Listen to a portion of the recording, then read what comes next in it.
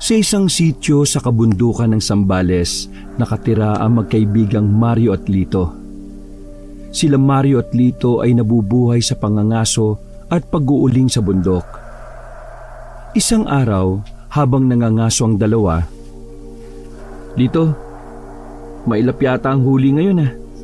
Siguro mga naiinitan din yung mga hayop. Maski na ibong bato-bato, wala pa tayong nakikita eh." "Mario, doon daw sa bati sa paanan ng burol maraming namamata ang baboy ramo. Bira raw kasing magawi mga aita doon at natatakot daw sila." "Oh, bakit naman daw sila matatakot? Paano kung doon lang makakakuha ng makakain, di magugutom sila kapag hindi sila pumunta doon para mangaso?" Ayon daw kay Apo Imo, yung pinakamatanda sa tribo dyan ng aita sa kabilang sityo, ayaw raw nilang gumawi at mangaso sa bati sa paanan ng burol. Meron daw dung nakatira na kapag nagambala nila maaaring magdulot ng kapahamakan sa kanilang tribo Naalala raw nila yung nangyari nung mga panahon bago pumutok yung pinatubo. Kaso ano naman ang koneksyon nun sa pinatubo? Ayon sa kwento ni Apo Imo, bago sumabog at mag-alboruto yung bulkang pinatubo, isa kasi sa katribo nila ang nakagambala sa anito nila ron sa bundok. Napatay raw ng katribo niya yung paboritong alagang ibon ng anito. Ayun, tagalit, kaya sumabog yung pinatubo. Di ibig sabihin, may anito din silang sinasabad dun sa bati sa paanan ng burol? Pare, 2024 na, maniniwala ka pa ba dun?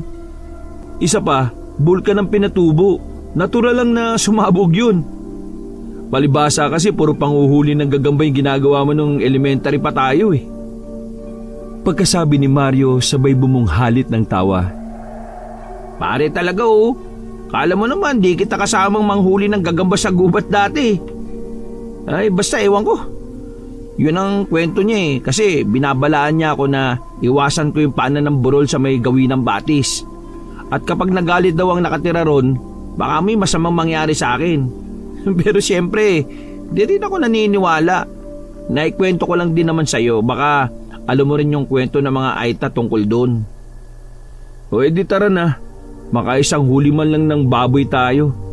Walang mangyayari sa atin dito. Magugutom at mapapagod lang tayo sa wala.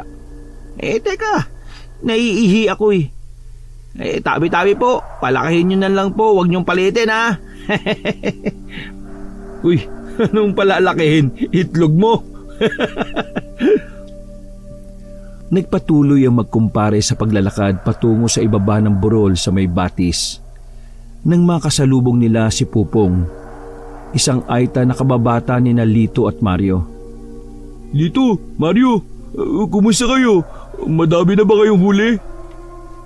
"Nako Pupong, napakamalas. Hindi yata naligo tong si Lito kaya kapag naamoy siya ng mga hayop lumalayo ka agad Uy, grabe ka naman sa akin Naligo naman ako At kailan naman Aber? Kahapon." Halos mamatay sa kakatawa si Mario sa tinura ng kaibigan. "Ay nako, wala talaga kayong pinagbago. Ano, nagmerienda na ba kayo? Kayo, sumunod kayo sa akin. May puno ng saging ni Saba sa gawi dun at titig sa bunga. Kukuhain ko para iuwi at bibigyan ko na rin kayo." Tara na nga, nagugutom na rin ako Saka baka may mahuli tayo ron. Naglakad pa ang magkakaibigan ng 15 minuto bago nila marating ang sagingan sa gubat. Pagdating nila agad, hinugot ni Pupong ang kanyang gulok sa kanyang bewang at tumapyas ng ilang piling ng saging na saba mula sa isang buwig na sa sobrang dami ay halos mabuwal at sumayad na sa lupa. "Nakakamanga, napakaraming saging yan, Pupong. Ang dami Oo nga Pupong, ano bang balak mo dyan? Ibababa mo ba yan ng bundok para ibenta?" "Hindi ko pa alam Mario. Natatakot kasi ako baka mamaya bilhin lang ng mura sa akin yan Alam mo namang wala akong pinag-aralan. Hindi ako marunong magsulat, magbasa o magbilang. Baka maloko na naman ako ng mga taga-bayan. Kakainin na lang siguro namin yan ng pamilya ko." Ganun ba Pupong? O sige, ganito na lang. Tutulungan ka namin ni Lito ibabayan at nang maibenta yan sa bayan. Ako na rin makikipag-usap sa mga bibili para hindi ka maloko na makabili ka ng masarap na pagkain para sa pamilya mo. Oo, Pupong, tutulungan ka namin. Sa tagal na natin magkakakilala, tayo-tayo lang din naman ang nakatira dito sa sitio eh. Isa pa, malaki rin naman ang naitutulong mo sa amin eh. Sa iyo kami natutong mangaso dito sa gubat. Kahit yata nakapikit eh, kabisado mo itong gubat eh.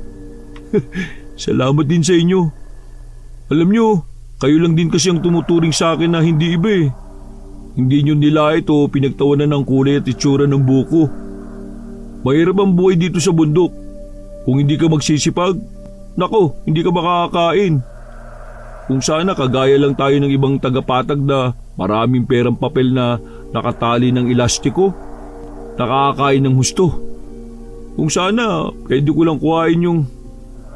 Napahinto si Pupong sa kanyang sasabihin at biglang binago ang pinag-uusapan. Pero, kontento naman ako dito eh. Di kami pinababayaan ng mga anito. Ay, Mario, sa Mandaron, may isang buwig pa na pwedeng kuhanin. Uy, Pupong, ano yung sasabihin mo? Ha? Alin? Wala yun. Ikaw naman, paglilihiman mo pa ba kami? Sige na, kwento mo na. Ano yung gusto mong kunin? Baka matulungan ka namin ni Lito. Saglit na napaisip si Pupong at naisip na hindi naman siya titigilan ng dalawa sa kakatanong hanggat hindi niya sinasabi, kaya kahit nagdadalawang isip ay magtitiwala siya sa mga kaibigan. O sige na nga, titiwala naman ako sa inyo eh. Ganito kasi yun. May kwento kasing umiikot sa aming tribo tungkol sa kakayanan ni Apo Imo. Siya di ba yung pinuno at manggagamot ng tribo? May mga kwento kasi siya tungkol sa isang anito na naninirahan dun sa may malapit sa bati sa ibaba ng burol. Maigpit niya kaming pinagbabawalan na huwag daw gagambalay ng lugar na yon. Iwasan daw naming manguha ng buhay o manguha ng mga bungang kahoy malapit doon, lalo na sa may gawin ng punong bangkal.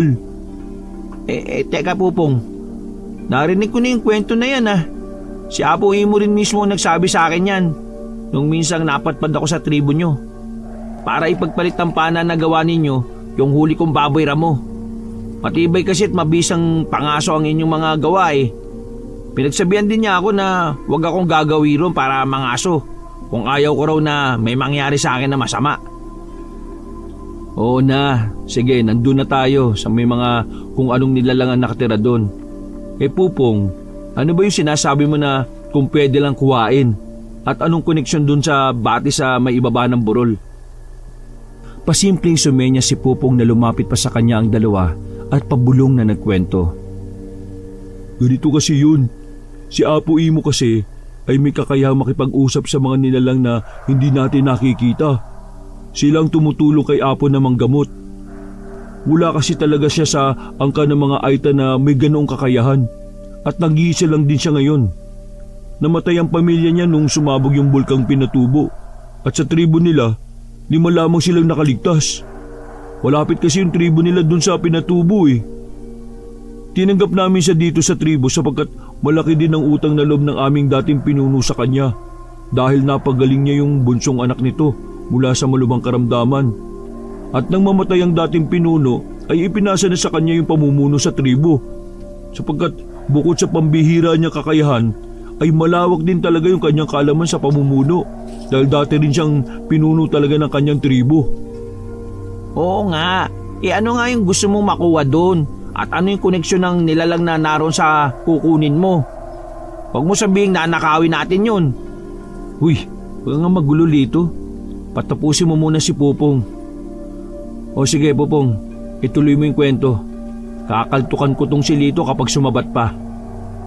Mario, Lito, sa inyo ko lang ito sasabihin ha. Mangako kayo na huwag niyong ipagkakalat. Magagalit sa akin si Apo Imo. Baka palayasin ako sa tribo kapag nalaman niya na sinabi ko sa iba yung tungkol dito. Maigpit kasi niya yung pinagbabawal na may makaalam nito lalo na tagalabas ng tribo. Ganito kasi ang kwento. Noong panahon na bago pa lamang si Apo Imo sa aming tribo, minsan naligaw siya sa lugar ng batis na yun. Doon niya nakita at nakausap ang isang nilalang na wala sa ating mundo. Namangharaw sa kanya yung nilalang sapagkat nagagawa niya itong makita at makausap pa. Ipinakita sa kanya ng nilalang ang kanyang bahay, maski ang pinakiingatan nitong kayamanan.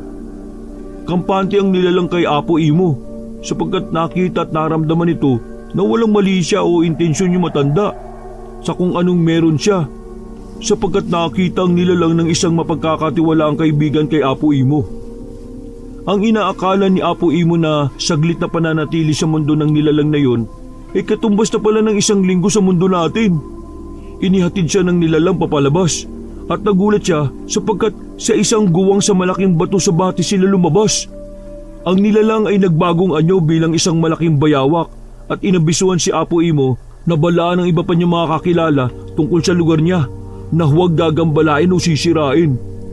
Nagbilin din ng nilalang na kung bibisita siyang muli huwag pupunta sa pagitan ng alas 6 ng gabi hanggang alas 5 ng umaga sapagkat lumalabas siya upang kumain at mamasyal sa gubat. Teka Pupong paano mo nalaman na yan totoo? Oo nga, baka naman tinatakot lang niya yung mga kabataan para hindi sila maglaro doon sa lugar na yon. Hindi, Lito. Totoo yung ikinuwento niya sa aming lahat yan, lalo na sa mga kabataan ng tribo. Subalit, isa sa nagkwento sa akin ng tungkol sa pangyayari nang mawala si Apo ng isang linggo ay ang aming dating pinuno. Yung kayamanan, paano mo naman nalaman na totoo?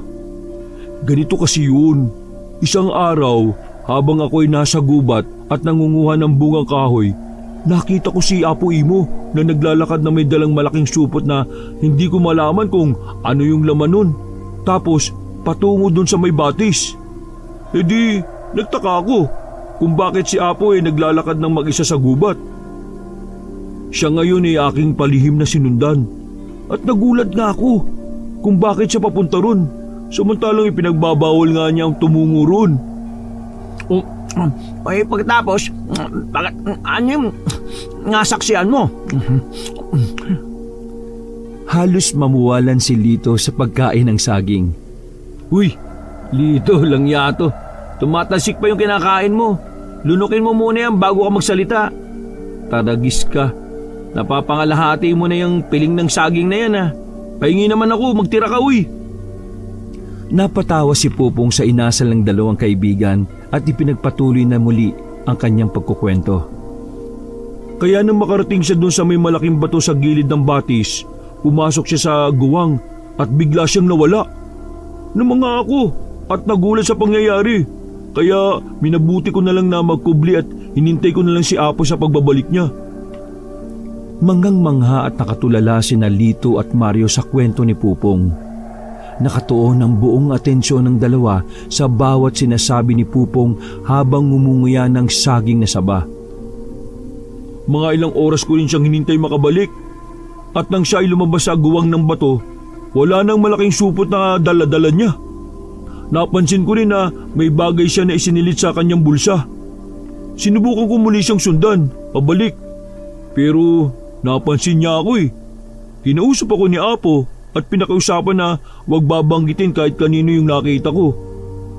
Di tinanong ko siya kung ano yung ginagawa niya ron.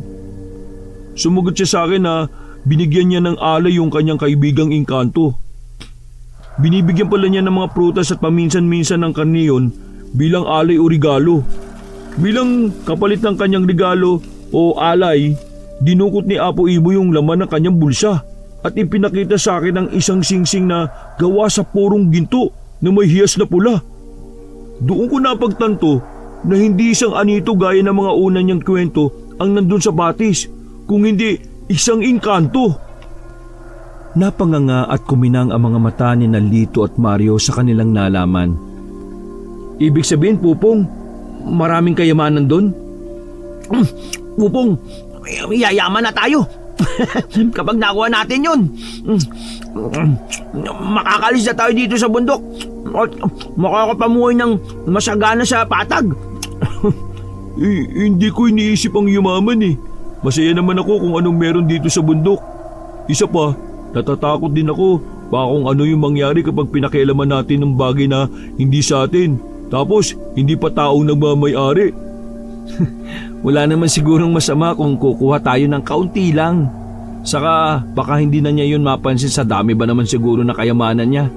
Hindi na niya mapapansin yun kung mababawasan ng konti. Oo nga, Pupong. Tig-isang dakot lang siguro tayong 3, sapat na. Oo, sakto nga doon kami talaga papunta nitong si Lito eh. Kasi sabi niya maraming baboy ramo doon. Huh? Nakalimutan niyo na ba? Hindi ba sabi sa kwento ko kanina, umaalis lang doon ang engkanto pagsapit ng alas 6 ng gabi at bumabalik ng alas 5 ng umaga. Ibig sabihin, nandun pa siya ngayon. Saka, pakiusap, Mario, Lito. Huwag na ninyong pag-interesan yung bagay na yun. Ayoko may mangyari masama sa inyo eh. O sige, ganito na lang. Total, wala kayong huli ngayon. Tulungan nyo na lang akong ibaba itong mga saging sa patag upang ibenta. At paghatian na lang nating 3 yung mapagbebentahan. Okay, sige. Mabuti pa nga siguro. Saka baka abutin pa tayo ng dilim dito eh. Naghihintay pa sa akin na mag-in ako sa bahay ngayon. Uy, ayaw nyo talaga? Sayang yun. Huwag ka na nga makulit, Lito. Mabuti na siguro na igalang na lang natin yon at sumunod na lang kaysa may kung ano pang mangyaring hindi maganda, no? Nag-umpisa nang kuhanin ng 3 ang mga buwig ng saging. Nagsimula na silang maglakad patungo sa patag upang ibenta ang kanilang mga dalang saging at para makabili na rin ng pasalubong sa kanilang pamilya. Habang naglalakad, hindi mawala sa isip ni Mario ang kwento ni Pupong. Naiisip niya kung anong klaseng nilalang ang naroon. Kung anong itsura, kung mabait ba talaga ito.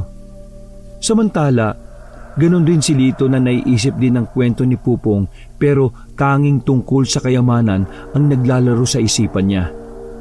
Iniisip niya kung gaano karami yon. Ano-anong kayamanan ba ang meron doon? May diamante ba? May mga gintong barya? May mga kwintas na perlas?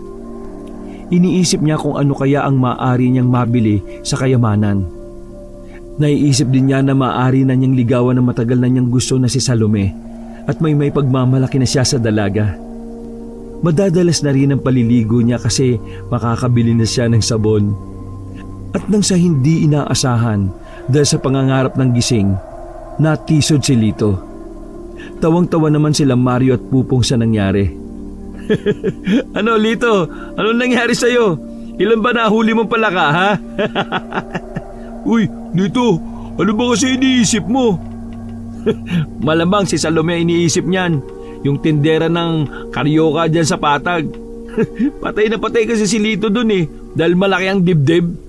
Uy, Mario, hindi yun ang nagustuhan ko sa kanya, no? Ano naman ang nagustuhan mo sa kanya kung hindi yun? Sige nga.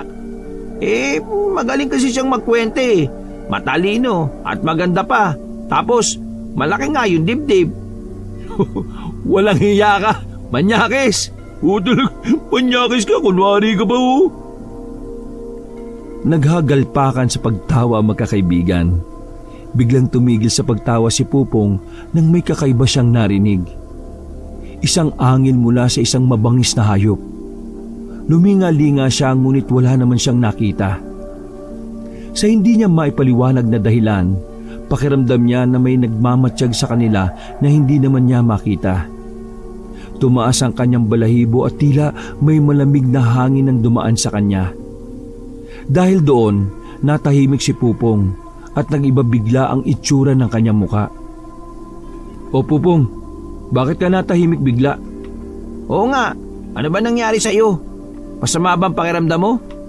Ako na muna magbubuhat ng dala mo. Hindi niyo ba yun narinig? Yung angil ng isang mabangis na hayop? Wala ba kayong nararamdaman? Sus, Popong, guni-guni mo lang yan. Paano mabangis na hayop? Dito na tayo lumaki, no? Alam naman natin na walang mabangis na hayop dito sa gubat. Walang lobo, leon o tigre na nakatira dito. Maski natatakutan ko pa nga si amang ko pag nagagalit eh. O siya, tama na yung kalokohan. Gagabihin tayo pag hindi tayo nagmadali. Sige ka, Lito. Hindi mo maabutan si Salome sa pwesto niya ng karyoka sa bayan. Pupong, kung hirap ka at masama ang pakiramdam mo, Hayaan mo na kami muna ni Lito magdala niyang mga bitbit mo. Sige lang. Tara na. Ayos lang ako. Kaya ko nito. Salamat ha. Nagpatuloy sa paglalakad ang magkakaibigan at binaliwala na lamang ni Pupong ang kanyang nararamdaman. Samantala, sa tribo ni Pupong na nasa gilid ng talampas, habang nagsisindi ng binalot na tabako si Apo Imo, ay nakatanaw ito sa kapatagan.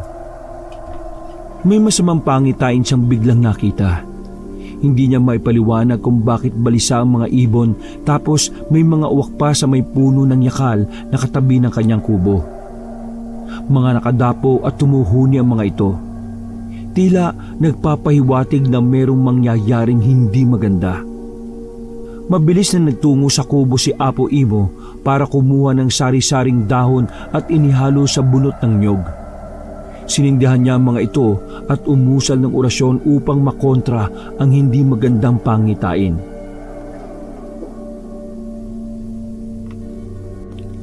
Lumipas ang ilang oras at sumapit na nga ang gabi. Nasa kanya-kanyang bahay na sila Pupong, Lito at Mario. Masaya ang tatlo at nabili sa magandang presyo ang kanilang dalang saging. Si Mario ay bumili ng bigas, noodles at itlog at pinagsaluhan nila ng asawa at anak. Si Pupong naman ang lubos na masaya sa tatlo dahil may pera siyang naiuwi. Samantalang si Lito naman ay nasa pwesto ni Salome at kasalukuyang nakatambay. Hindi ka pa ba magsasara ng pwesto, Salome? Magsasara na. Pinibilang ko lang yung benta ko para ngayong araw. Tulungan na kita para hindi ka na mahirapan. Gabi na.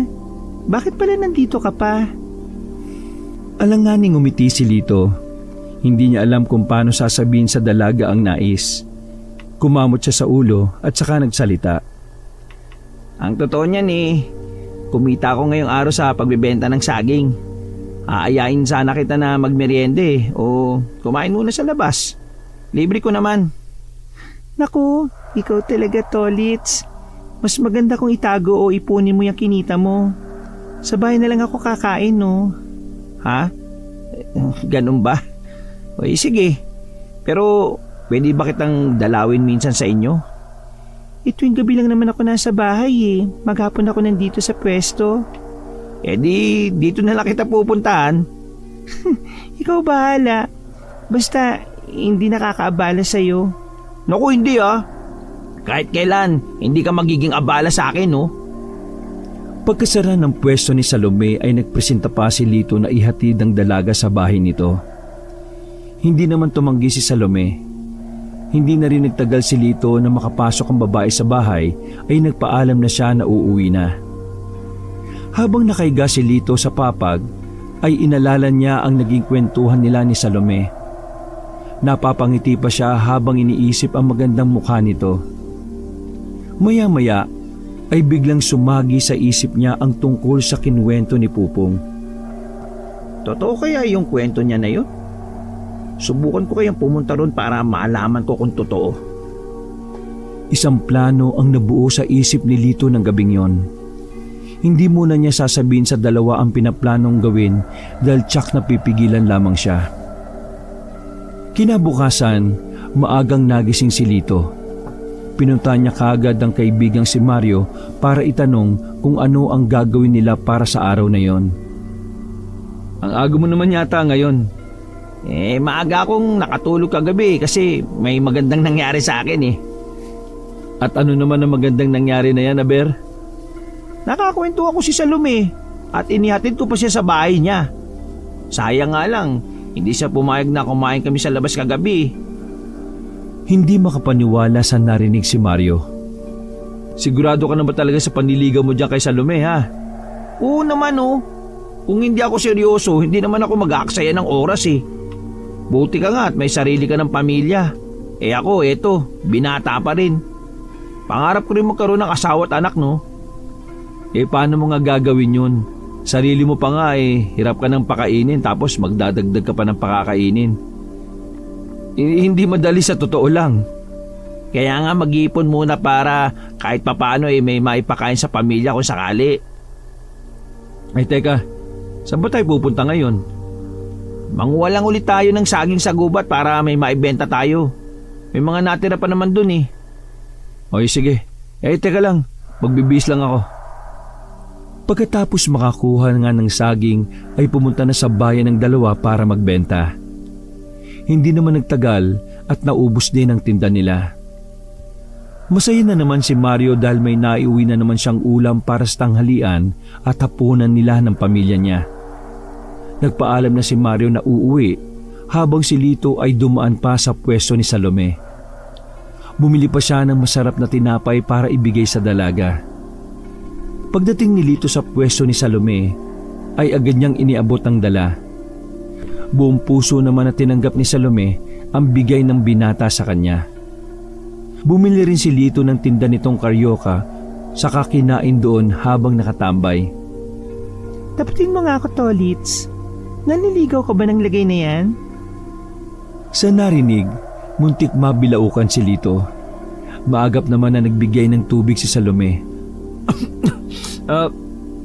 Grabe, nakakabigla naman yung tanong mo.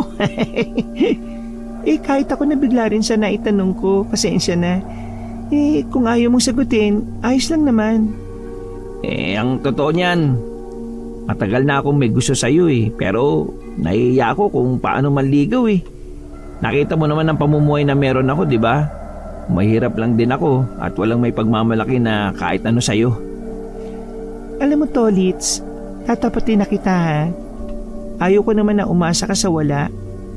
Pangarap ko rin naman magkaroon ng asawa pero ayaw ko nang mahirap kagaya ko. Iniisip ko rin naman ang future ko, di ba? Ha? Ganun ba? Kung magkaroon ako ng maraming ipon at pera, may tsansa kaya ako na magustuhan mo rin? Hindi ko pa masasabi, Tolits. Hanggang makauwi si Lito ay hindi pa rin humuhupa ang nararamdaman niyang kalungkutan. Paulit-ulit bumabalik sa isipan niya ang mga sinabi ni Salome sa kanya. Naisip niya na busted agad siya sa dalaga. Nakaramdam ng galit si Lito. Bakit kasi siya ipinanganak na mahirap? Kung mayaman sana siya ay baka lahat ng gusto niya ay nakukuha niya. Sawa na siyang maging mahirap sa totoo lang. Wala lang talaga siyang pagpipilian kundi magtiis sa sitwasyon na meron siya. Nang gabing yon ay isang plano ang nabuo sa isip niya. Desperado na siya. Bahala na kung ano ang mangyayari sa kanya sa gagawin. Ang mahalaga ay sinubukan niya. Nang gabing yon ay umalis si Lito. Tahimik siyang pumunta sa batis. Nang matanaw niya ang guwang doon, ay dahan-dahan siyang pumasok. Ganun na lang ang pagkamangha niya nang makita ang loob ng guwang. Kung titingnan yun mula sa labas, aakalain na maliit lamang ang loob nun. Pero pagdating sa loob ay napakalawak pala nun. Parang nasa loob siya ng kuweba. Sinindihan niya ang dalanggasera at inilawan ng daraanan. Nasa kalagitnaan ng paglalakad si Lito nang makita niya ang mga ginto na nasa lupa. Halos lumuwa ang mga mata niya dahil hindi halos makapaniwala sa nakikita. Nangangatog ang mga binti at tuhod na dahan-dahan siyang lumapit sa mga kumikinang na ginto. Lumuhod pa siya at bahagyang kinusot ang mga mata. Baka dinaraya lang siya ng paningin. Para malaman kung totoo, hinawakan niya ang isang ginto. Sinipat niya yun at nang matiyak na tunay nga ay nahalikan pa niya ang hawak. Sisigaw sana siya sa tuwa pero naisip niya na baka marinig siya ng engkanto. Kumuha siya ng 2 ginto para hindi mahalata ng engkanto na nabawasan ng mga ginto roon. Pwede naman akong bumalik kung sakali. Ibinulsa ni Lito ang 2 ginto na kinuha sa kamabilis na lumabas sa guwang. Baka kasi abutan siya ng engkanto kung nagkataon. Pagkalabas sa guwang, ay tumingin-tingin pa siya sa paligid dahil baka may nakakita sa kanya. Nang masiguro na walang tao, ay kumaripas na ng takbo si Lito. Kinabukasan, maagang nagising si Lito para pumunta sa kilalang pawn shop sa bayan. Ipinakita niya ang 2 ginto at pagkatapos suriin ng may-ari ay sinabi kung magkano ang kapalit na pera sa ginto. Napabuntong hininga si Lito nang marinig ang malaking halaga ng pera. Pumayag siya at ilang sandali pa'y inabot na sa kanya ang pera. Inilagay niya yon sa plastik saka bumili ng masarap na ulam. Nagulat pa si Mario nang dalawin siya ni Lito. Labis niya ring ikinagulat na may dala itong lutong ulam para sa kanya. Aba, himala ah. May pasalubong ka? Dito na rin ako makikikain sana eh. Nainip kasi ako sa bahay. Bakit nag-abala ka pang bumili ng pagkain? Ngayon lang naman yan. Sige, may sinaing na dyan. Tara, kumain na tayo. Habang kumakain ay masayang nagkukwentuhan ng dalawa. Gustong-gusto nang sabihin ni Lito ang tungkol sa kapangasang ginawa niya kagabi, pero sa tuwing susubukan niyang banggitin ay parang nauutal ang dila niya. Uy, maraming salamat pala sa dala mo ha. Tuwang-tuwa yung mga bata na masarap yung makakain nila ngayon eh. Wala nga naman tol. Kapag may pera ulit ako, grocery naman ang ibibigay ko sa'yo. Uy, sobra-sobra na yata yan ha. Ano ka ba? Magkaibigan tayo kaya hindi naman masamang magbigay no? Kinabukasan, si Pupong naman ang pinuntahan ni Lito. May dala siyang pagkain para ipasalubong dito. Laking gulat naman ni Pupong nang makita ang mga dala nito para sa kanya. Nagtanong ang Aita kung bakit may dala siyang pagkain. Pero nagsinungaling si Lito sa sinabi niya kung saan galing ang perang ipinambili niya noon. Todo pasalamat naman si Pupong sa biyaya na natanggap niya mula sa kaibigan. Nang sumunod na gabi, muling binalak ni Lito na pumunta sa Batis. Kagaya ng nauna, kukuha ulit siya ng ginto roon. Bitbit ang gasera na tinugpa niya ang daan patungong Batis. Nang makita ang guwang, ay walang pag-aalinlangan na pumasok si Lito. Hindi na siya nahirapang hanapin kung saan nakalagay ang mga ginto dahil naroon pa rin sa dating pwesto mga yon. Kuminang ang mga mata ni Lito nang muling mahawakan ng dalawang ginto. May nakita pa siyang isang porselas na ginto. Bigla niyang naisip si Salome nang makita ang bagay na yon. Hindi siya nagdalawang isip na kunin ang porselas. Nang mailagay na niya ang mga kinuha sa dalambag, ay nagmamadali nang umalis si Lito. Kinabukasan, pormadong-pormado ang aura ni Lito. Pumunta siya sa pwesto ni Salome. Pagdating doon, nagulat pa ang babae nang matitigan ang kabuuan ng itsura niya. Nandito ako kasi may ibibigay sana ako sa iyo eh. Ha? Pagkain ba yan? Sakto dahil medyo nagugutom na ako. Naku, hindi pagkain eh. Pero tsako magugustuhan mo ito. Hindi na hinintay ni Lito na magsalita pa si Salome. Inilabas niya mula sa bagang maliit na kahon. Pagkaabot niya sa dalaga ay may pagkalito sa mukha nito. Kahit nagdadalawang isip ay tinanggap ni Salome ang ibinibigay sa kanya ni Lito. Dahan-dahan niyang binuksan ang kahon at muntik nang mapatili nang makita ang kumikinang na bagay na yon. Saan galing to, Tolits? Binili ko para sa'yo. Sukatin mo para makita natin kung bagay sa'yo. Kinuha ni Lito ang porseras at isinuot sa kamay ni Salome. Sa sobrang kabiglaan ay halos hindi makapagsalita si Salome. Hindi niya alam kung ano ang magiging reaksyon niya ng mga sandaling yon. Bagay na bagay sa'yo. Ingatan mo yan ha. Mahal kasi ang bili ko dyan eh. Galing sa ipon kong pera. Alam ni Lito na bawal magsinungaling. Nagdarasal na lang siya sa isip niya na sana ay patawarin siya ng Diyos sa kasalanang ginagawa niya. Bakit mo ko kailangan ibili nito, Tolits? Para mapatunayan ko sa'yo na kaya rin kitang ibili ng mga material na bagay. Bakit? Hindi mo ba nagustuhan? Sino naman ang aayos sa ganitong bagay? Ang ganda-ganda oh. Maraming salamat ha. Naku, ano ka ba? Walang ano man, Salome. Basta ikaw no, lahat kaya kong ibigay sa'yo. Lalo na kung hihilingin mo. At talaga? Paano kung ginto o pera ang hingin ko sa'yo? Kaya mo bang ibigay? Oo naman. Kailan mo ba kailangan? Ako, Tolits, nagbibiro lang ako. Ano ka ba? Ikaw naman, masyado kang seryoso. Seryoso naman talaga ako sa'yo eh. Kung bibigyan mo nga lang ako ng pagkakataon, patutunayan ko sa'yo na karapat-dapat ako sa'yo eh. Hindi nakaimik si Salome. Hindi niya alam kung ano ang sasabihin. Ayaw naman niya magpadalos-dalos dahil baka masaktan niya ang binata. Tingin naman niya ay seryoso ito sa kanya. Hindi lang din siya makapaniwala na may pagtingin ito sa kanya. Tinitigan ni Salome ang kumikinang na pulseras.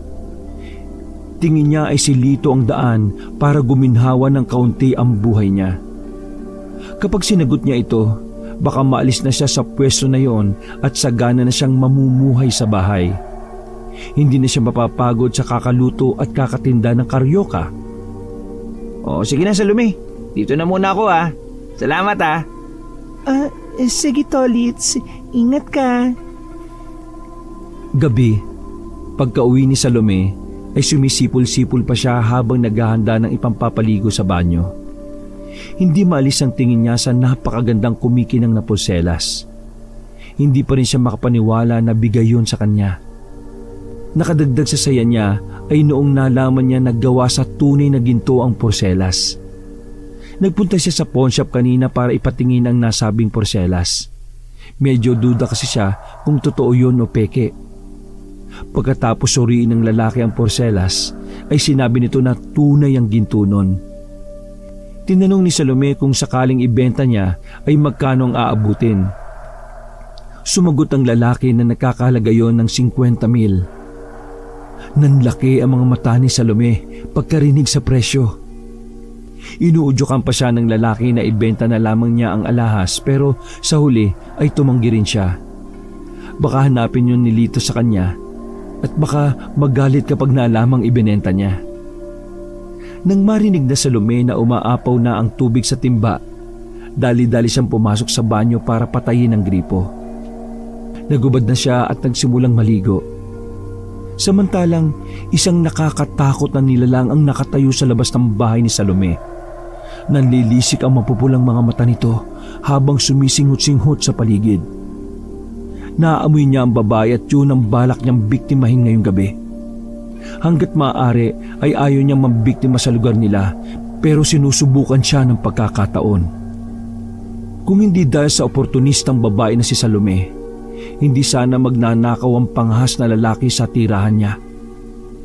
Nalaman niya na may ninakaw na ginto at porselas ang lalaki sa loob ng guwang kung saan siya lihim na naninirahan. Hindi niya muna papatayin ng mandarambong. Uunahin niya ang babae na tumanggap ng alahas na pagmamay-ari niya. Nagsimula ng humakbang ang aswang. Sa likod siya dumaan dahil bukas pa ang pinto roon. Pagdating sa harapan ng banyo, ay bigla niyang sinipa yon. Nang makita siya ni Salome sa nakakatakot na itsura, ay tumiliyo na malakas. Umatungal din sa galit ang aswang at kinalmot si Salome. Tumama ang matatalas nitong kuko sa dibdib at sa lieg ng dalaga. Wala siyang balak kainin ito. Gusto lang niyang patayin. Nang sa tingin niya ay hindi na ito humihinga, ay saka siya umalis na parang walang nangyari. Kinabukasan, parang daloy ng kuryente na kumalat sa buong sityo ang karumal-dumal na nangyari kay Salome. Nagkukumahog naman na pumunta si Lito para alamin ang tunay na nangyari. Naabutan niyang isasakay na sa patrol car ang walang buhay na katawan ni Salome. Gustong magwala ni Lito ng oras na yun pero pinigilan siya ni Mario na kasalukuyang naroon din. Sabihin mo Mario, hindi to totoo.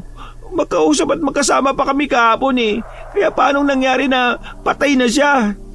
Hindi ko rin alam. Wala pang makapagsabi kung sino ang may gawa niya kay Salome. Nakita kong katawan niya eh. May malalalim siyang kalmot sa leeg at sa dibdib. Baka may nagtangkang pumasok sa bahay niya at ginusto siyang gawan ng masama. Kung sino man siya, hahanapin ko siya. Pagbabayari ko siya sa ginawa niyang pagpatay kay Salome. Pre, huwag mong ilagay ang batas sa kamay mo. Hayaan mo ang may katungkulan ng gumawa niyan. Ang saya-saya pa niya kahapon dahil binigyan ko siya ng porselas eh. Yun na palang huling beses na makakausap ko siya. Ang hirap namang tanggapin, Mario. Malalaman din natin kung sino may gawa nun sa kanya. Teka, nasa kanya pa ba yung porselas? Tumakbo si Lito papunta sa ambulansya sa hinawi ang telang nakatabing sa braso ni Salome. Nakita niya na suot pa nito ang porselas na bigay niya. Nakahinga siya ng maluwag. Balak niyang kunin yon. Ibebenta na lang niya para mapakinabangan. Patay na si Salome kaya hindi na nito magagamit pa ang alahas. Nabalitaan ni Pupong ang nangyari kay Salome kaya naman pumunta siya sa bahay ni Lito para damayan ito. Naabutan niyang tulala ang lalaki habang hawak ang porselas. Nang mapansin ni Lito na naroon ang kaibigang Aita ay umayo siya ng upo at pinapasok ito. Nabalitaan ko nangyari kay Salome. Maski ako nagulat sa nangyari sa kanya. Totoo ba na may pumatay sa kanya? Oo, ang inaala pa ng mga pulis baka binalak siyang pagsamantalaan dahil ubot-ubod siya sa banyo nang matagpuan siya. Grabe naman pala nangyari sa kanya, no? Anong nararamdaman mo ngayon? Siyempre malungkot. Kung kailan naman sa tingin ko may pag-asa na ako sa kanya, saka naman nangyaring ganito. Mukhang hindi talaga kami ang nakatandaan na sa isa't isa. Marami pa namang ibang babae dyan Bata ka pa naman. Makakahanap ka rin ng babae magugustuhan at mapupusuan mo. Hindi ko alam kung makakahanap pa ako, Pupong. Naiiba si Salome sa lahat ng babaeng nakilala ko rito Napansin ni Pupong ang porselas na hawak ni Lito. Nakaagaw yun ng pansin sa kanya dahil kuminang ng tamaan ng sinag ng araw. Ang ganda naman ng hawak mo. Saan mo binili yan? Ha? Eto ba? Wala ito. Hindi naman ito totoo Pero mukhang ginto yung alahas na hawak mo Teka, huwag mong sabihin na ninakaw mo yan Uy, hindi Huwag kang nga maingay. Baka may makarinig sa'yo, isipin pa na ninakaw ko nga ito. Biro lang. Pero saan mo nga nakuha yan? Napulot ko lang to. Hindi ko naman alam kung kanino to kaya hindi ko alam saan ibabalik. Baka pwede nating ibenta para magkapera tayo. O sige, kapag hindi hinanap na may-ari, bebenta natin to. Nasa loob ng guwang si Apo Imo ng hapon na yon. Naabutan niya ang kaibigan na nagpapahinga habang binabantayan ng mga ginto. Seryosong itsura ng lalaki habang nakatingin kay Apo Imo. Ibinaba ni Apo ang isang sako na dala at ibinigay sa kaibigan. Alam kong ikaw ang may gawa noon kay Salome. Ginawa ko lang ang nararapat. Sana hindi mo ginawa ang bagay na yon. Paano kung malaman nila ang tungkol sa iyo? Magagambala ka kapag nalaman ng mga tao rito na may kagaya mong nilalang na nakatira rito. Kung hindi pinakailaman ng mandarambong ang mga kayamanan ko rito, hindi sana yung mangyayari sa babaeng yon. Marami ka pa namang kayamanan. Bakit kaya hindi ka na lang lumipat ng lugar? Lilipat na naman? Tahimik naman ako dito, Imo. Hindi nga ako nagpapakita o nanggugulo sa mga tao rito sa lugar ninyo para maiwasan na magkaroon ng problema. Ayaw rin kitang bigyan ng isipin pa. May dala kong pagkain mo para huwag ka nang lumabas mamaya. Maraming salamat, kaibigan. Walang anuman. Mas maigi kung mananatili ka muna rito sa lungga mo. Mainit ang mga mata ng pulis sa suspek na pumatay kay Salome. Mahirap na kapag nalaman nila ang tungkol sa iyo. Pagkalabas ni Apo Imo sa guwang, ay sakto naman naroon si Pupong malapit sa batis. Sinubukan niyang mangaso mag-isa para may maiuwing ulam. Nagulat pa siya nang makita na palabas doon si Apo Imo. Nagtago siya sa makapal na damuhan at sinundan na lang ng tingin ng papalayong matanda. Naglaro sa isip ni Pupong na baka dinalo nito ang engkanto na nakatira sa loob ng guwang. May bumubulong sa kanya na silipin niya ang loob, pero may bahagi ng utak niya na pumipigil sa kanyang gawin yon. Hanggang sa maisipan ni Pupong na umuwi na dahil mukhang wala naman siyang mahuhuling hayop. Umaga pa lang ay nakabusangot at problemado na si Mario. Ginising siya ng asawa dahil mataas ang lagnat ng anak nila. Pinainom na nila ng gamot pero parang walang epekto ang gamot dahil nanginginig pa rin sa taas ng lagnat ng bata. Napagdesisyonan ni Mario na dalhin kay Apo Imo ang anak na may sakit. Kinarga niya ang anak at binalot sa kumot. Pagdating sa kubo ng manggagamot ay agad naman silang pinatuloy ni Apo Imo. Napakataas po ng lagnat niya, Apo Imo. Tulungan niyo po kami. Ay sige, ihiga mo siya rito. Inihiga ni Mario ang anak sa maliit na papag na naroon. Kumuha ng halamang gamot si Apo Imo, saka dinikdik at inusalan ng dasal. Nang matapos ay ipinahid niya ang katas ng halamang gamot sa noo, leeg, tiyan, dibdib at likod ng bata. May ibang sakit na iniinda ang anak mo. Mas mabuti kung dadalhin mo siya sa ospital para matingnan ng doktor. Sigurado po ba kayo dyan? Oo, hindi lang ito simpleng lagnat. Dalhin mo na siya ngayong araw kung madadala mo. Pagka-uwi na mag-ama ay sinabi nito sa asawang sinabi ni Apo Imo. Bakas ang pag-aalala sa mukha ng asawa ni Mario dahil iniisip kung saan sila kukuha o hahagilap ng pera para madala sa ospital ang anak nila. Hindi napigilang tumulo ang luha ng babae nang titigan ang nakapikit na bata. Nakaramdam naman ng awa si Mario sa asawa at anak. Siya itong padre di pamilya pero wala siyang magawa sa ganoong pagkakataon. Nagbisi si Mario at nagpaalam sa asawa na may pupuntahan saglit. Katok sa pinto ng bahay niya ang nagpabangon kay Lito. Nagulat pa siya nang mabungaran ng kaibigang si Mario. Pinatuloy niya ang lalaki at pinaupo. Lito, pre, hindi na ako magpapaligoy-ligoy pa. Kaya ako nandito kasi may malaki akong problema eh. Anong klaseng problema ba yan, Tol? Galing ako kay Apo Imo ngayong umaga eh. Dinala ko yung anak ko dahil napakataas na yung lagnat. Pero ang sabi ni Apo Imo, dalhin ko daw sa ospital yung anak ko. Kaya lang, wala kasi akong kapera-pera eh. Nakko, malaking problema nga yan. Baka naman meron ka dyang naitatabi. Peramin mo muna ako. Babayaran kita kagad kapag nagkapera na ako. Magkano bang kailangan mo? Hindi ko alam eh. Magkano bang meron ka? Teka, titingnan ko kung magkano pa yung pera ko dito. Pumasok si Lito sa kwarto niya at tiningnan ng pera sa lagayan na baul. Marami pa naman yon pero hindi pwedeng malaki ang ipahiram niyang pera dahil tsak na magtataka ang kaibigan kung saan niya nakuha ang ganoong kalaking halaga. Alam nito na isang kahig isang tukarin siya. Kumuha siya ng kaunting pera saka inabot kay Mario. Muntik nang maiyak ang lalaki nang tingnan ng pera na nasa palad. Pasensya na, Tol ha. Yan lang ang nakayanan ko eh. Sana makatulong yan pampa-ospital ng anak mo. Maraming salamat, Tol. Hindi ko alam kung paano kita pasasalamatan. Saka ka na magpasalamat. Dali mo muna sa ospital yung anak mo. Kapag kinulang yan, magagawa naman natin ng paraan pa eh. O sige. Lalakad na ako para mapagamot ko na kaagad yung anak ko. Nag-aalala kasi si Mrs. eh. Sige, Tol una na ako. Salamat talaga. Pagka-uwi ni Mario ay agad niyang inasikaso ang anak. Bumiyahe sila patungong malapit na ospital.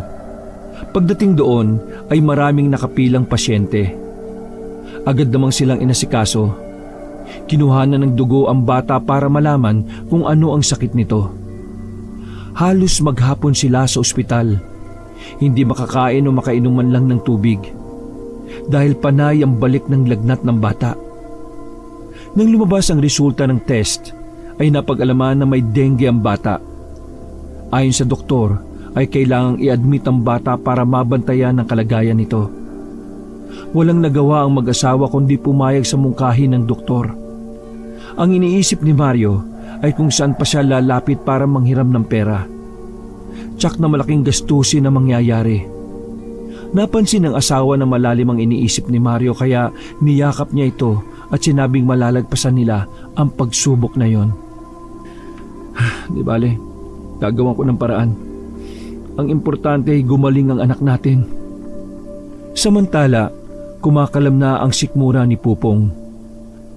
Gabi na pero hindi pa siya kumakain simula nang magising siya. Wala na siyang makain.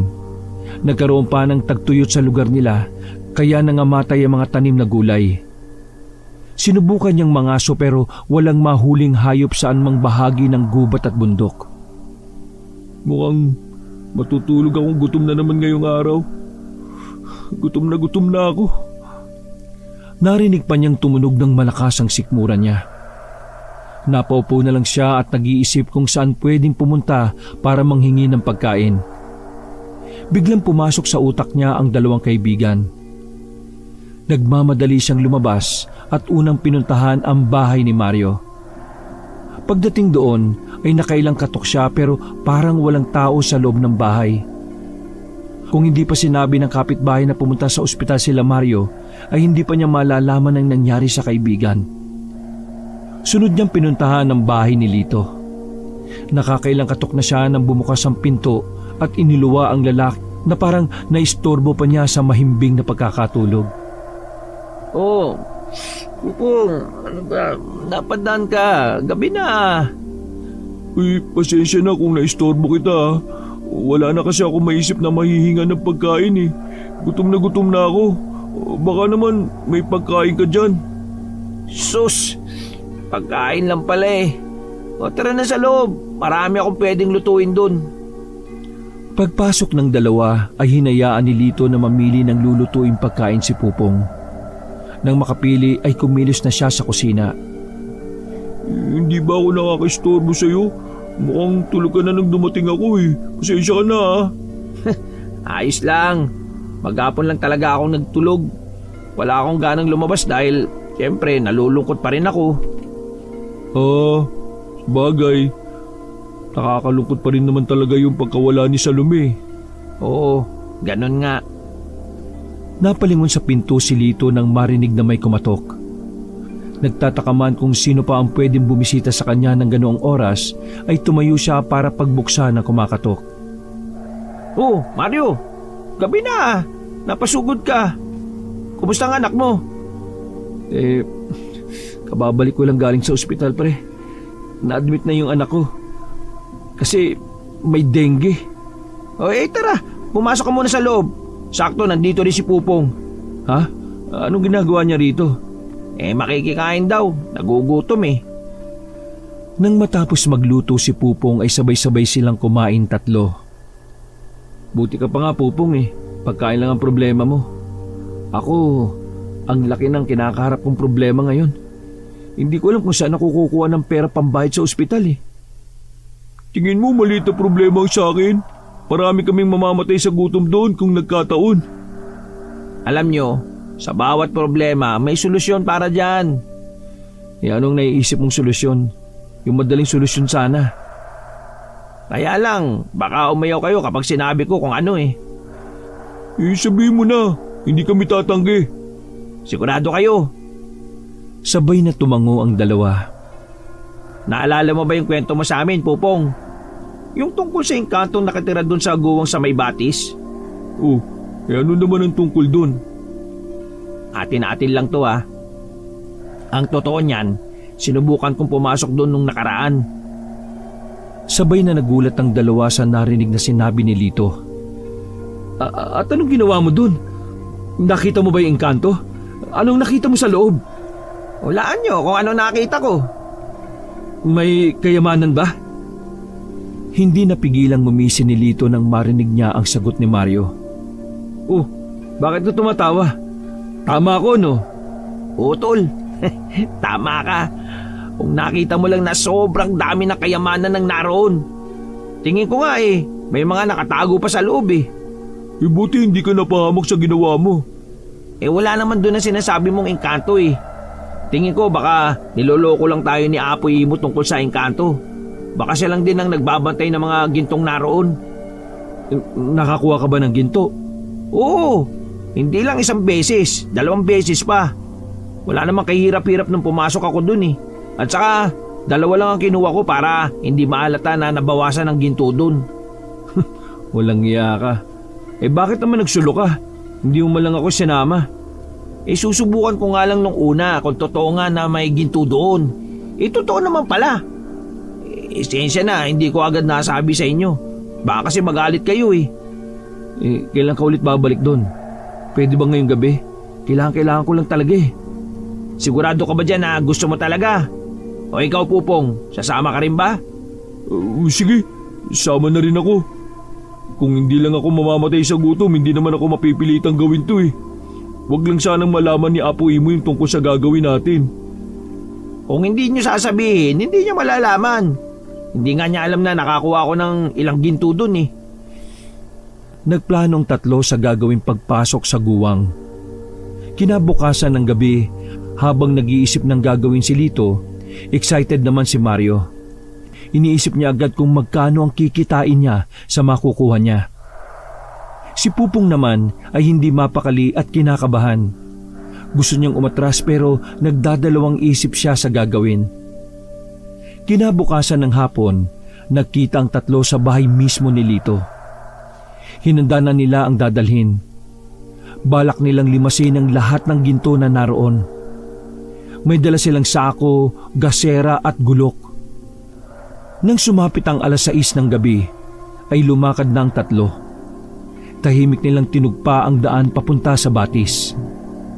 Nang makarating doon ay isa-isa silang pumasok sa guwang sa pangunguna ni Lito. Binuksan niya ang gasera para makita ang nilalakaran nila.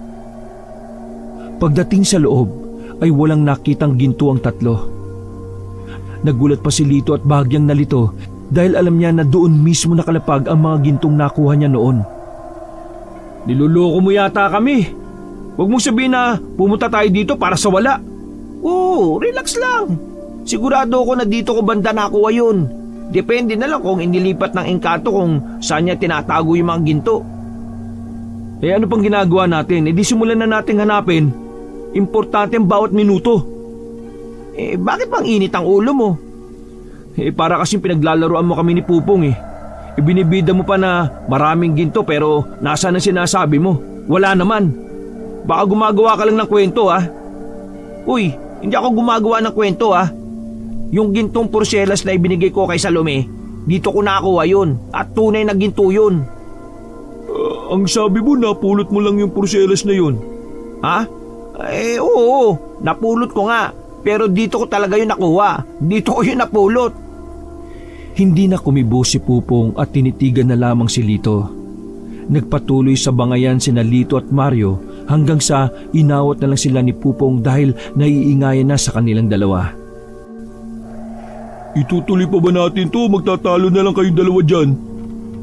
Inuknukan kasi ng sinungaling yung taong yan eh. Kapag wala tayong nahanap na gintong ngayon, kakalimutan ko na naging kaibigan kita. Kapag may nakita tayo, papapaya ka at kakainin mo yung sinabi mo sa akin. Naglakad ang tatlo papasok pa sa loob ng kuweba. Habang palayo sila ng palayo, ay palaki naman ng palaki ang lugar na nilalakaran nila. Tingin nila ay mukha ng minahan ng ginto ang loob. May mga uka sa magkabilang pader na akala mo ay may nagsinsil. Lalong naglaro sa utak ni Lito na maraming kayamanan ang nakatago pa sa loob ng kuweba. Sa isiping yon ay napangisi siya. Binibilang na niya sa utak niya kung gaano karaming pera ang madadagdag sa baul niya. Ano, saan na tayo dadaan? Kaliwa o kanan? Huminto saglit ang tatlo. Siniyasat ni Lito ang 200 ay naglakad sila sa kanang daan. Tandaan natin ang dinaraanan natin. Baka mamaya maligaw tayo at mahirapang makabalik. Oo, tatandaan ko. Tsaka, huwag kang mag-alala. Dahil bukas pa ng madaling araw babalik yung engkanto kung sakali. Hindi niya naman siguro tayo aabutan dito. Patuloy pa rin na naglalakad ng tatlo. Sa dulong bahagi ng nilalakaran nila ay may napansin si Pupong na isang malaking anino na dumaan doon. Napahinto siya at tinawakan ng 2 kasama. Kunot-no namang lumingon si Lito sa kanya. Oh, ano ba problema? May nakita kong dumaan na anino dun eh. Tinuro ni Pupong kung saan niya eksaktong nakita ang anino, ngunit tinawanan lang siya ni Lito. Namamalikmata ka lang siguro. Imposible na may ibang tao dito bukod sa atin, oh. Pero totoo yung nakita ko eh. Tara na, para makita natin kung sino yun. May dala tayong gulok oh. Pag nanakaw yun, kagaya natin, hindi siya sasantuin ng hawak kong gulok kung gagawin niya tayo na masama. Pagkarating nila sa dulo, ay hindi nila alam kung saan dadaan. Sa pagkakataong yon ay si Mario ang pinapili nila.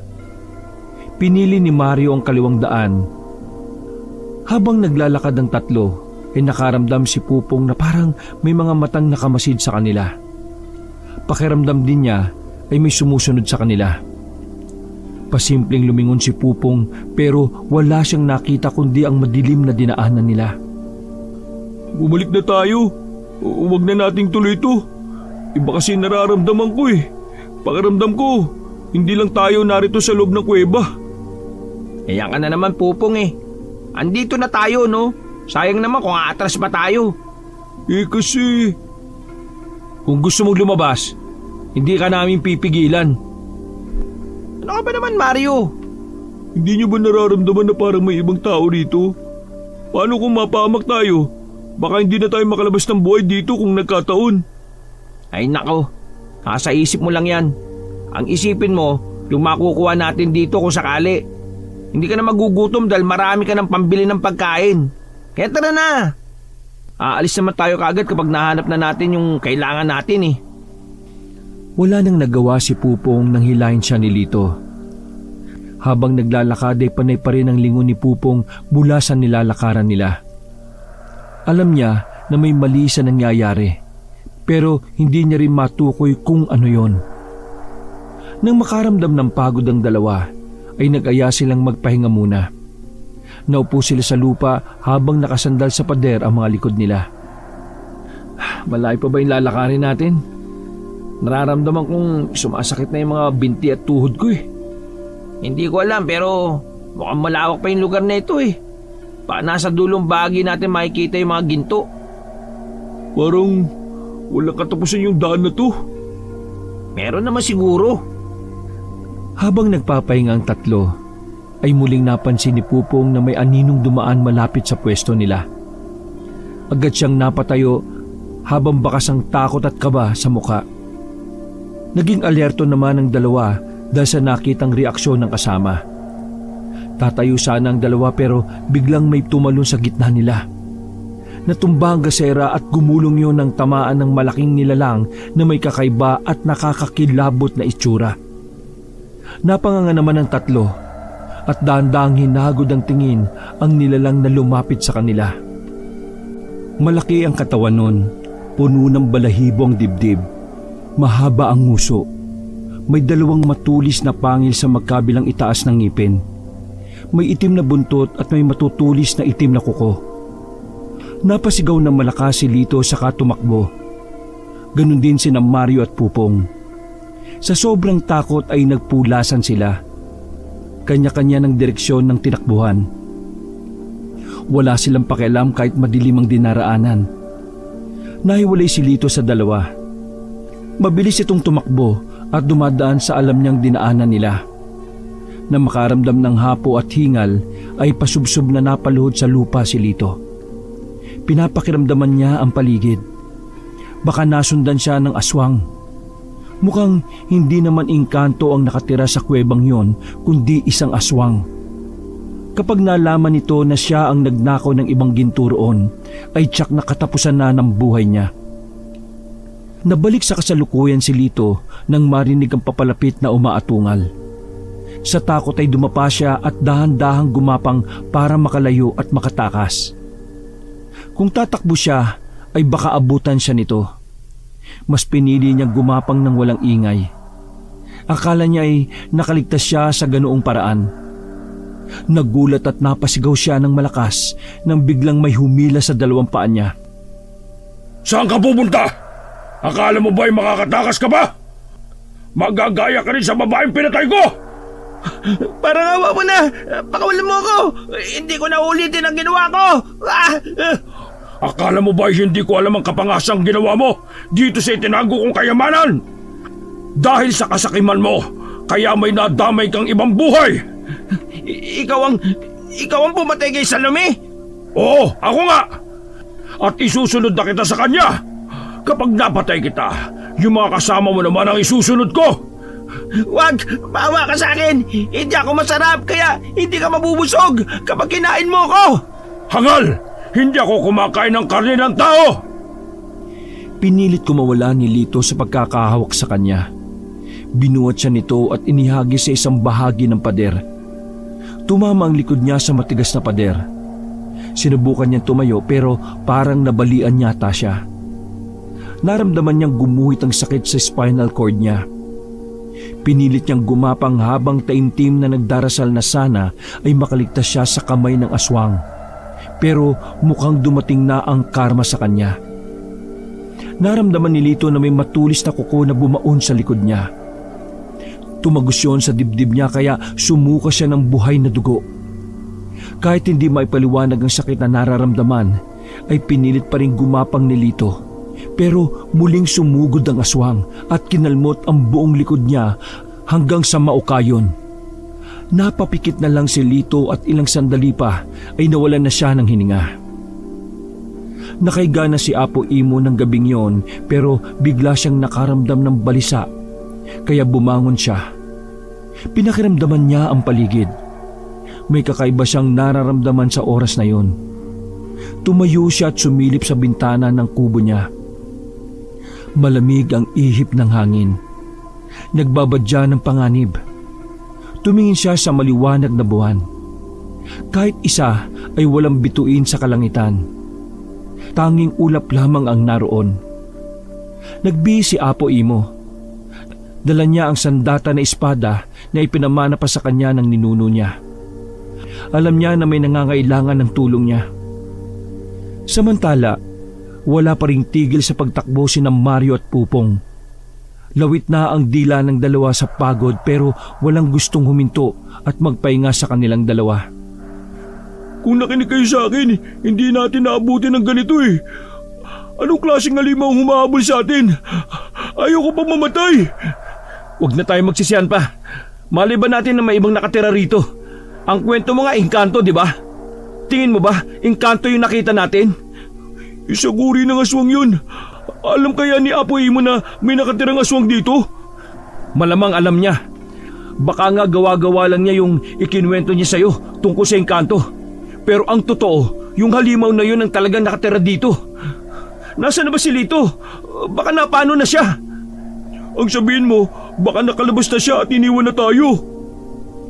Nang maaninag ni Mario ang 200, ay sa kaliwa sila tumakbo. Sana lang ay tama ang dinaanan nila para tuluyang makalabas sa bangungot na lugar na yon. Hindi napansin ni Mario ang nakausling bato. Natalisod siya kaya nadapa. Bagya pa siyang gumulong. Tumigil naman sa pagtakbo si Pupong at inaninag sa dilim ang kasama niya. Akma nang hahawakan ni Pupong si Mario pero bigla na lang umalingaw-ngawang malakas na hiyaw nito. Naalarma si Pupong.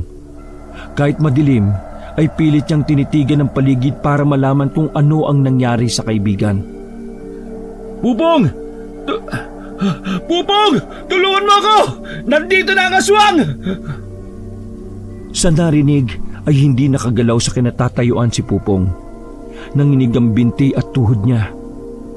Kahit binalutan ng takot ay hinanap niya ang kaibigan para tulungan. Nang makita niya ang aswang na hawak si Mario ay buong tapang na sumugod siya at sinuntok yon sa likod. Natigilan ang aswang at dahan-dahang lumingon sa direksyon niya. Inihagis ng aswang si Mario. Tumama ang katawan nito sa lupa. Eksakto namang tumama ang ulo nito sa nakausling bato. Lumabas ang masaganang dugo sa sintido ni Mario. Habang humahakbang ang aswang papunta kay Pupong, ay panay rin ang atras niya.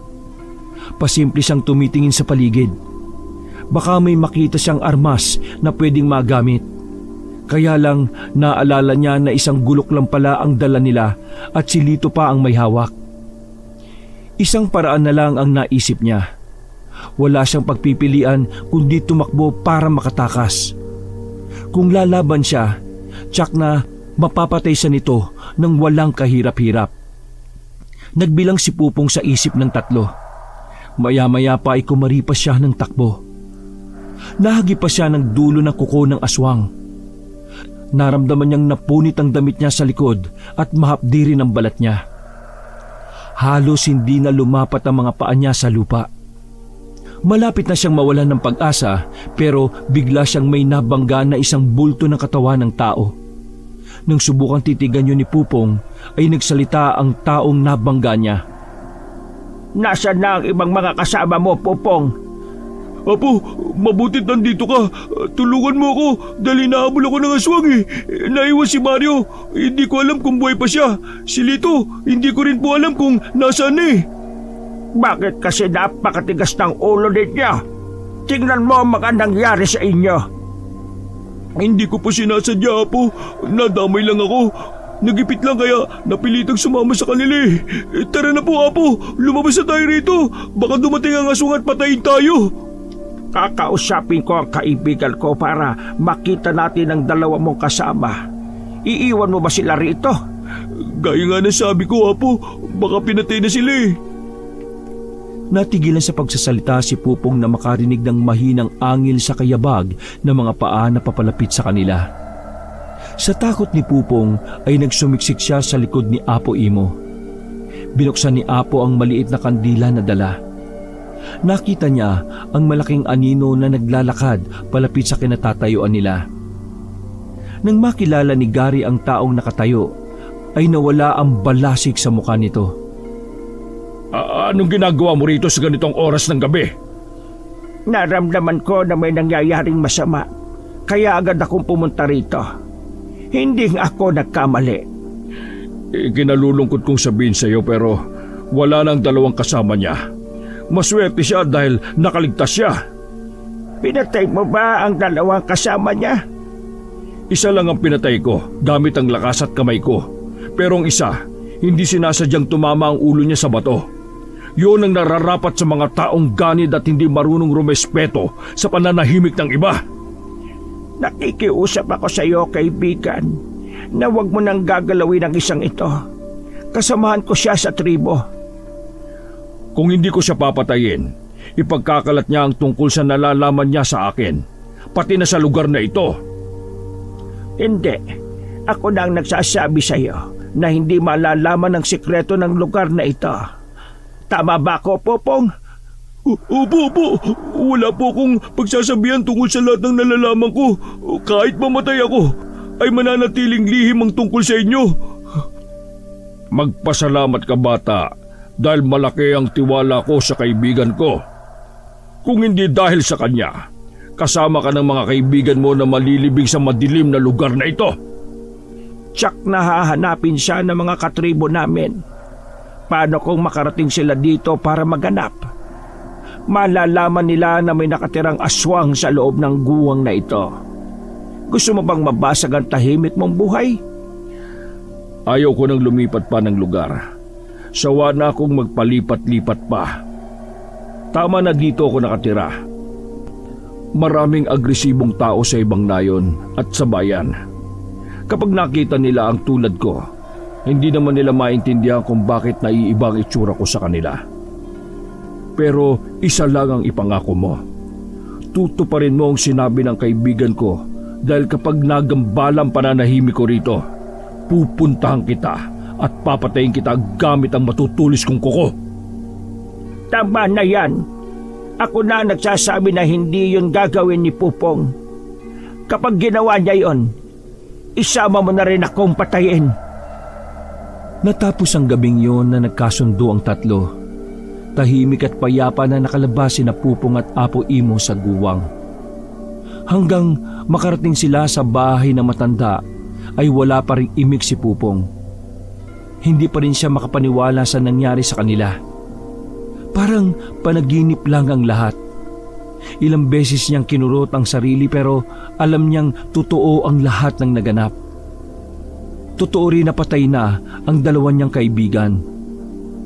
At kahit kailan ay hindi na niya muling makakasama at makakausap ang mga yon. Sa isiping yon ay bumagsak ang luha sa mga mata ni Pupong. Gusto niyang sisihin ang sarili sa nangyari. Tumahan ka na. Isipin mo na lang na yon ang nangyayari sa mga taong puro kasakiman ang iniisip. Masama ang nanlalamang sa kapwa, kaya inabot nila ang ganoong kamalasan. Magpasalamat ka na lang dahil hindi ka na gaya sa kanila. Kung ano pa, kung una pa lang nakinig na sila sa akin, hindi sana nangyari to eh. Wala na mga kaibigan ko, Apo. Wala na sila. Tanggapin mo ng maluwag sa iyong dibdib na wala na ang mga kaibigan mo. Sila mismo ang naglagay sa kapahamakan nila. Pero nagsinungaling din po kayo sa akin, Apo. Pinaniwala niyo kung engkanto nakatira sa guwang. Pero hindi pala. Bakit kayo nag-alaga ng isang halimaw sa lugar na yun? Kaya ko ginawa yon para hindi nyo naisin na pumunta sa lugar na yon. Nakita mo na ang nangyari. Kung nahuli pa ako ng dating, patay ka na rin sana ngayon. Hindi naman masama si Gary. Naging kaibigan ko siya dahil ang tanging gusto lamang niya ay matitirhan kung saan ay hindi siya gagambalain ni Numan. Dati siyang nakatira sa ibang nayon kung saan may minahan ng mga ginto. Doon niya nakuha ang mga kayamanang meron siya, kaya naman iningatan niya ang mga yon. Simple lang naman ang batas ng tao. Huwag kang magnanakaw at huwag kang makakainteres sa bagay na hindi sa iyo kung ayaw mong mapahamak at malagay sa alanganin ng buhay mo. Ngayon na alam mo na ang totoo, mas mainam kung mananahimik ka na lang. Matuling lumipas sa mga araw hanggang naging linggo at buwan. Unti-unti ay pinilit ni Pupong na bumalik sa normal ang buhay niya. Kasalukuyang siyang nasa gubat para manghuli ng hayop. Kagaya ng dati ay pinatalas niya ang mga mata at pakiramdam. Alam niya na may mahuhuli siya sa araw na yon. Hindi nga siya nagkamali. Ilang sandali pa ay namataan niya ang isang maliit na baboy ramo na tumatakbo palapit sa kanya. Hawak ang mahabang sibat ay pinuntiryan niya ang target na hayop. Pagbato niya ng hawak na sibat ay nasa pulang kawawang hayop sa muka. Tumimbuang ito at nangisay pa. Hinugot ni Pupong ang sibat at pinasa ng nahuli. Nang makarating siya sa guwang sa batis ay nakita pa niya ang mga batang nagtatampisaw roon. Mahigpit na ipinagbabawal ni Apo Imo na bawal kayong pumunta sa lugar na ito dahil delikado. Sige na, magsiuwi na kayo bago pa lumabas at magpakita ang engkanto sa inyo. Sa takot na mga bata ay nag-uunahan silang tumakbo palayo. Tinanaw ni Pupong ang mga bata. Nang mawala yon sa paningin niya, ay sinigurado niyang walang makakakita sa kanya. Pumasok siya sa guwang at inilapag ang nahuling baboy ramo. Paalis na sana siya nang tawagin siya ni Gary. Maraming salamat sa pagdadala mo ng pagkain sa akin. Tanggapin mo ang isang ginto mula sa akin. Pasasalamat ko yan sa serbisyo mo. Hindi umimik si Pupong pero tinanggap niya ang gintong ibinigay sa kanya. Kailangan niya yon para patuloy na mabuhay. Sakto kapag naipalit niya yon sa pawn shop ay marami siyang pagkain na mabibili. Hindi na niya kailangang maghirap pa na magbungkal, magtanim at magbenta ng kung ano-ano sa bayan. Ibinulsa na niya ang ginto at wala pa ring imik na lumabas ng guwang. Labis ang nadaramang saya ni Pupong. Sabik na siyang ibalita yung kay Apo Imo. Tiyak na pati ito ay matutuwa rin. Wakas. Sa isang sityo sa kabundukan ng Sambales,